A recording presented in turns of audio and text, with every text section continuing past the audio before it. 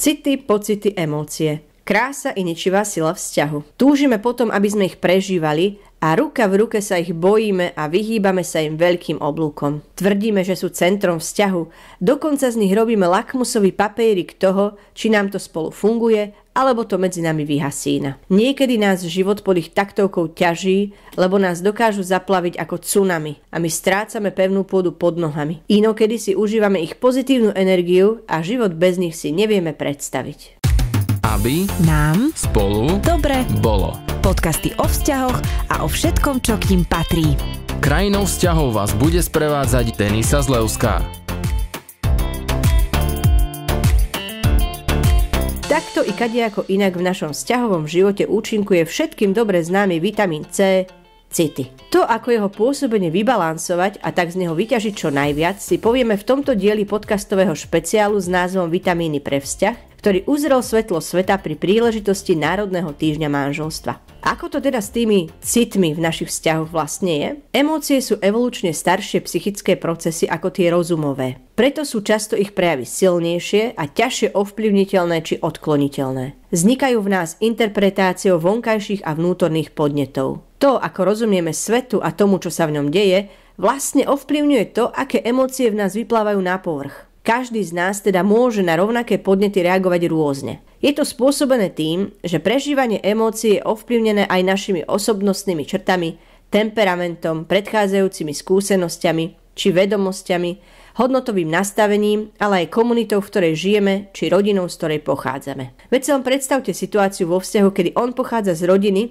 kde sa problémy zametali pod koberec a ona z rodiny, kde hádka prehlmela a išlo sa ďalej. Aké emócie sa v nej a v ňom zrodia, keď v ich vzájomnom vzťahu padne kosa na kameň?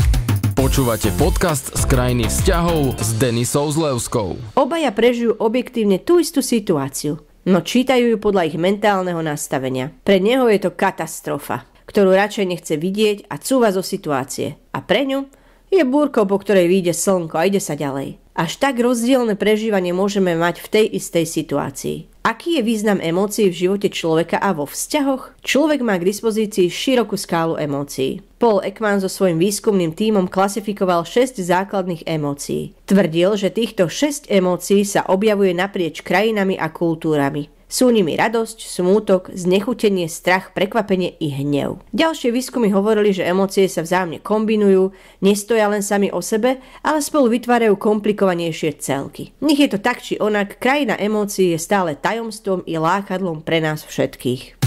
Počúvate podcast z krajiny vzťahov s Denisou Zlevskou. Poznatky vyplývajúce z evolučnej teórie hovoria, že emócie, aj tie negatívne, majú svoj význam. Emócie komunikujú informácie dôležité pre naše prežitie a adaptáciu, hrajú významnú rolu v reagovaní, rozhodovaní a tiež v medziľudských interakciách. Pomenovanie emócie je odvodené z latinského slova emovere, čo znamená pohyb. Emócie nás teda motivujú k tomu, aby sme čosi robili, nejako reagovali. Pri každej emócii prežívame telesné pocity a máme aj nejaké psychické prežívanie. Môžeme vo všeobecnosti povedať, že sa snažíme vyhýbať nepríjemnému a robiť to, čo je pre nás príjemné. V prvej časti podcastového špeciálu sme hovorili o tom, že vzťah potrebuje, aby sme boli sami sebou. Čo to však znamená v oblasti emócií? Máme im dať voľný priebeh a očakávať ich prijatie s úsmevom na tvári našej polovičky? Snáď, ak by šlo o tie príjemnejšie emócie, tak by to fungovalo. Ale čo taký hnev, strach, smútok, úzkosť, frustrácia? Určite ste už počuli o tom, že človek má schopnosť emócie regulovať. O čom hovorím? Ako sa to robí? Emočná regulácia neznamená potlačenie negatívnych pocitov a umelé zvyšovanie tých pozitívnych. Takto by sme skôr plnili tlakový hrniec a vytvárali okolo seba umelohmotný svet. Emočná regulácia nám umožňuje modulovať svoje prežívanie, myslenie i správanie smerom k zrelej reakcii voči sebe i druhým. Predstavuje vedomý spôsob, ako emóciu spracujeme a preberáme kontrolu nad svojím konaním. Emočná regulácia však nie je niečo, s čím sa rodíme. Zreje postupne tak, ako zreje náš mozog. Batoľatá svoje emócie regulovať nevedia, len ich prejavujú tak, ako ich cítia.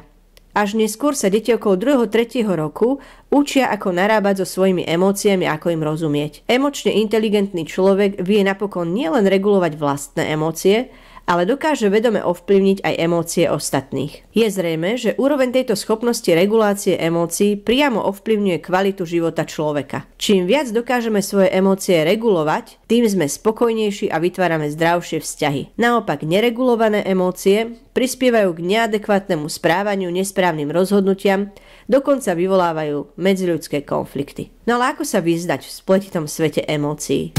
Počúvate podcast z krajiny vzťahov s Denisou Zlevskou. Na to, aby sme sa vedeli v našich emóciách vyznať, potrebujeme najprv spozorovať, že sa v nás vôbec niečo deje. Následne rozpoznať, o akú emóciu ide a napokon ju vedieť primerane vyjadriť. Tak ju vlastne z roviny živelného prežívania dokážeme preniesť do roviny premýšľania, ktorá umožňuje väčší odstup. Táto sebareflexia nám napokon vytvorí priestor pre rozhodovanie sa, akú reakciu v danej situácii zvolíme. Ako už iste vnímate, pri regulácii emócií ide o súbor krokov, ktoré robíme.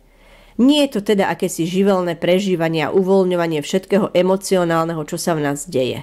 Mimochodom, ešte sme s tými krokmi neskončili. Ak už vieme pomenovať, čo cítime, je dobre nájsť odpoveď na otázku, akú neuspokojenú potrebu v sebe naše prežívanie nesie. Emócie nás totiž pobádajú k tomu, aby sme sa postarali o seba či o ostatných. Ako to myslím? Ak napríklad prežívame hnev, často nás práve táto emócia informuje o tom, že nám ktosi šliape na to, čo je nám dôležité, čo sme si zaumienili, či na naše hranice. Ak nás skvári strach a máme tendenciu ujsť z boiska, môžeme si odpovedať na otázku, čo sa potrebujeme naučiť preto, aby sme strach prekonali. Ak sme smutní, možno nám chýba kto je pre nás vzácny. No a napokon posledným krokom regulácie emócií je primeraná komunikácia rozpoznanej potreby a je spoločensky a vzťahovo priateľná realizácia. To znamená, že namiesto kriku môžeme vyjadriť, čo prežívame a čo potrebujeme.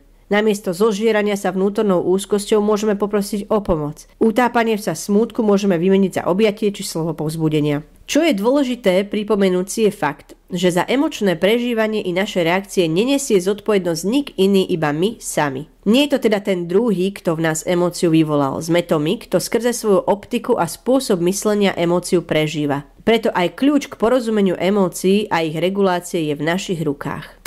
Počúvate podcast z krajiny vzťahov s Denisou Zlevskou. Významný vplyv na naše emocionálne prežívanie a jeho náročnú reguláciu majú aj naše nespracované emocionálne zranenia z primárnej rodiny či negatívne skúsenosti z minulosti. V primárnej rodine sme sa totiž naučili emócie nejakým spôsobom uchopovať a spracovávať. V prípade, ak naši rodičia s emóciami nevedeli zrelo narábať, je pravdepodobné, že sme sa to naučili tak aj my. Ak rodič neponúkal emocionálnu podporu, ktorú nazývame koregulácia, a nepomohol zvládnuť situáciu aj pomocou jeho prítomnosti, dotyku, objatia, slova, pritúlenia, je viac ako pravdepodobné, že sa to odrazí aj v našom prežívaní emócií v dospelosti. Výbornou správou je, že tak ako vie byť partnerský vzťah kópiou vzťahových vzorcov minulosti, tak vie poskytnúť aj korekčnú emočnú skúsenosť. Ak v našich manželstvách vedome budujeme kultúru emočnej regulácie, dokážeme si vzájomne pomôcť a koregulovať emočné prežívanie. Dobrým krokom vie byť napríklad verbalizovanie toho, keď čosi náročné prežívame a prizvanie partnera či partnerky do pozície byť našim spoluregulátorom emócií v podobe spoločného rozhovoru, povzbudenia, objatia, chvíľky pohody či samoty. Podmienkou úspechu je však spoznanie vlastných spúšťačov búrlivých emocionálnych reakcií a vedomá práca na sebe. Vyžadovanie prijatia neprimeraného devastačného správania zo strany jedného z partnerov veru nie je cestou k zmene. Počúvate podcast z krajiny vzťahov s Denisou Zlevskou. No a slovko na záver. S dávkovaním vitamínu C, city, je potrebné narábať veľmi citlivo a obozretne. Totiž predávkovanie vitamínom C má za následok búrlivé emocionálne reakcie s ničivým dopadom na vzťah. Naopak jeho optimálna dávka vie vzťahy vzpružiť a dať im iskru, šťavu, ale aj hĺbku a blízkosť. Držím nám palce a želám silnú imunitu z vitamínu C. Ak máte túžbu dať vášmu partnerskému vzťahu ešte viac, doprajte mu efektívny multivitamínový doplnok. Navštívte náš webový obchodík a objednajte si partnerskú hru Duet.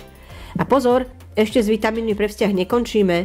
Na budúce si povieme čosi o vitamíne D, dôvere, stavebnom kameni zdravých vzťahov. Ahojte! Krajinou vzťahov vás prevádzala Denisa Zlevská. Aby nám spolu dobre bolo.